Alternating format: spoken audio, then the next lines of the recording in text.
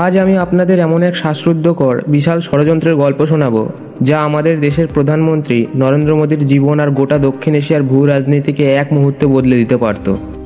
গল্পটা শুরু হয়েছে আমাদের প্রতিবেশী দেশ বাংলাদেশে, যেখানে সম্প্রতি এক মার্কিন সামরিক কর্মকর্তার রহস্যজনক মৃত্যু হয়েছে।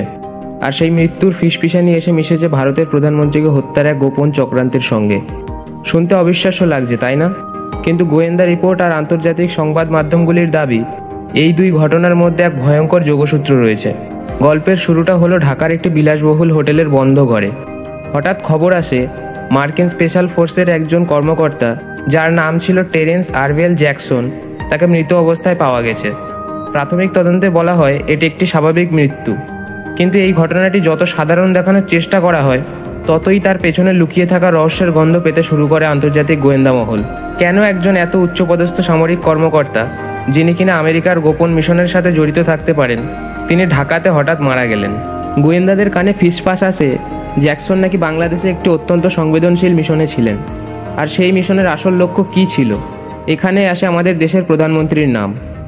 আন্তর্জাতিক একটি সংবাদ মাধ্যমের দাবি, মার্কিন যুক্তরাষ্ট্রের কুখ্যাত গোয়েন্দা সংস্থা CIA নাকি প্রধানমন্ত্রী নরেন্দ্র মোদীকে হত্যার এক বিশাল ষড়যন্ত্রের ছক কষছিল। এই ষড়যন্ত্রের উদ্দেশ্য ছিল ভারতকে অস্থিতিশীল করে তোলা, যাতে নয়াদিল্লিতে একটি মার্কিন সমর্থিত পুতুল প্রতিষ্ঠা করা যায়। ভাবুন একবার, এই পুরো অপারেশনের প্রধান কেন্দ্র নাকি বানানো হয়েছিল ঢাকাকে।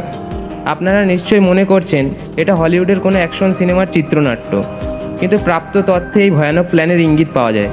টেরেন্স জ্যাকসনের মতো সামরিক কর্মকর্তা সম্ভবত এই গোপন অপারেশনের মাঠ পর্যায়ে দেখভালের দায়িত্বে ছিলেন। তিনি ঢাকাতে বসে একটি গোপন নেটওয়ার্ক তৈরি করছিলেন। এই নেটওয়ার্কের কাজ ছিল মোদীকে হত্যার জন্য যারা কাজ করবে তাদের কাছে বিশাল অঙ্কের টাকা পৌঁছানো, এবং হামলা চালানোর জন্য অত্যাধুনিক অস্ত্র ও বিস্ফোরক, বিশেষ করে RDX-এর মতো শক্তিশালী বিস্ফোরকের ব্যবস্থা করা। ষড়যন্ত্রকারীরা চেয়েছিল প্রধানমন্ত্রী যখন কোনো বড় রোড শো বা জনসভা করবেন, ঠিক তখনই হামলা চালানো হবে। তাদের লক্ষ্য ছিল শুধু প্রধানমন্ত্রীকে হত্যা নয়, বরং ভারতের রাজীব গান্ধী হত্যার মতো এক চরম বিশৃঙ্খলা সৃষ্টি করা, যাতে দেশের মানুষ আতঙ্কিত হয়ে যায় এবং সরকারের উপর থেকে বিশ্বাস উঠে যায়। কিন্তু এই গল্পটা এখানেই শেষ নয়। এই ষড়যন্ত্রের খবর নাকি গোপনে পৌঁছে যায় ভারতের বন্ধুরাষ্ট্র রাশিয়ার কাছে। রাশিয়ার গোয়েন্দা সংস্থা, যারা বিশ্বজুড়ে আমেরিকার গতিবিধির উপর নজর রাখে, তারা নাকি ভারতের জাতীয় নিরাপত্তা উপদেষ্টা অজিত ডোভাল এবং প্রধানমন্ত্রী মোদীকে সরাসরি সতর্ক করে দেয়। এই সতর্কবার্তা পাওয়ার পরই ভারতের গোয়েন্দা সংস্থাগুলি হাই অ্যালার্ট জারি করে। শুরু হয় অপারেশন ব্রেক থ্রু। ভারতীয় গোয়েন্দারা তখন রাশিয়ার দেওয়া তথ্যের সূত্র ধরে ঢাকার সেই রহস্যজনক মৃত্যুর তদন্ত শুরু করেন। তাদের প্রধান লক্ষ্য ছিল জ্যাকসনের মৃত্যুর কারণ জানা এবং এই ষড়যন্ত্রের জালের প্রতিটি সুতো খুঁজে বের করা। তদন্তে নেমে ভারতীয় গোয়েন্দারা জানতে পারেন টেরেন্স জ্যাকসনের মৃত্যু কোনো স্বাভাবিক ঘটনা নয়, এর পেছনে রহস্য লুকিয়ে আছে। কেউ বা কারা এই ষড়যন্ত্র ফাঁস হওয়ার আগেই তাকে খতম করে দিয়েছে। প্রশ্ন ওঠে, কারা মারল তাকে? এটা কি রাশিয়ার পাল্টা পদক্ষেপ ছিল, নাকি CIA-র অভ্যন্তরীণ শুদ্ধি অভিযান? বিভিন্ন সূত্র এবং সংবাদপত্রের দাবি অনুযায়ী এটি ছিল ভারত এবং রুশ গোয়েন্দা সংস্থার এক যৌথ অভিযান।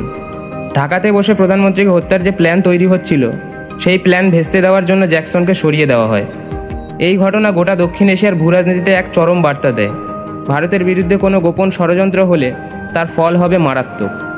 এই ঘটনার পর প্রধানমন্ত্রী মোদী নিজের নিরাপত্তা কয়েকগুণ বাড়িয়ে দেন।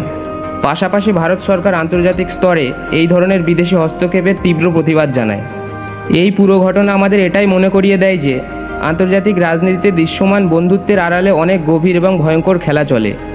একটি দেশের স্থিতিশীলতা নষ্ট করার জন্য শত্রুরা যে কোনো চরম পদক্ষেপ নিতে পারে। এই পরিস্থিতিতে আমাদের দেশের নিরাপত্তা সংস্থাগুলির সতর্কতায় দেশকে রক্ষা করেছে।